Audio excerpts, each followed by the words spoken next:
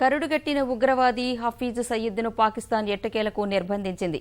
America అధ్యక్షుడు Donald Trump నుంచి వచ్చిన ఒత్తిడి కారణంగా సయీద్ సహా మరో 4గురిని ఉగ్రవాద వ్యతిరేక చట్టం కింద పాకిస్తాన్ అధికారులు గృహ నిర్బంధించారు. లాహోర్లో అతని నివాసాన్ని ఉప కారాగారంగా ప్రకటించిన పోలీసులు భారీ భద్రతా ఏర్పాట్లను చేశారు. భారత్కు మోస్ట్ వాంటెడ్ ఉగ్రవాది, ముంబై దాడుల సూత్రధారి హఫీజ్ సయీద్ గృహ నిర్బంధంలో ఉన్నాడు. ఇస్లామిక్ ఉగ్రవాదంపై ఉక్కుపాదం మోపుతున్న అమెరికా నూతన అధ్యక్షుడు డొనాల్డ్ ట్రంప్ ఒత్తిడి తీసుకురావడంతో దిగివచ్చిన షరీఫ్ సర్కార్ ఎట్టకేలకు జమాత్ ఉద్ దవా వ్యవస్థాపకుడు హఫీజ్ సయీద్పై చర్యలకు ఉపక్రమించింది. లాహోర్లో ఉన్న హఫీజ్ సయీద్ను గృహ నిర్బంధంలో ఉంచినట్టు పంజాబ్ పోలీస్ ఉన్నతాధికారులు ప్రకటించారు.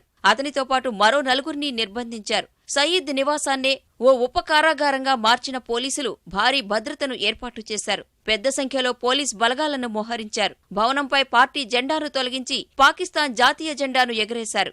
ఉగ్రవాద వ్యతిరేక చట్టం కింద హఫీజ్ సయీద్ను హౌస్ అరెస్టు చేసినట్టు లాహోర్ సీనియర్ పోలీస్ అధికారి ఒకరు తెలిపారు. సయీద్ సహా అబ్దుల్ ఉబైద్, జాఫర్ ఇక్బాల్, అబ్దుల్ రెహమాన్ అబైద్, ఖాజీ కషీఫ్ నియాజ్లను గృహ నిర్బంధంలోకి తీసుకోవాలని 3 రోజుల క్రితం పాకిస్తాన్లోని పంజాబ్ అంతర్గత వ్యవహారాల మంత్రిత్వ శాఖ ఉత్తర్వులు జారీ చేసింది. పాకిస్తాన్, అమెరికా ఆంక్షల నుంచి తప్పించుకోవాలంటే హఫీజ్ సయీద్పై చర్యలు తీసుకోవాలని ట్రంప్ సర్కార్ తేల్చి చెప్పడంతో ఈ నిర్ణయం తీసుకున్నట్టు సమాచారం.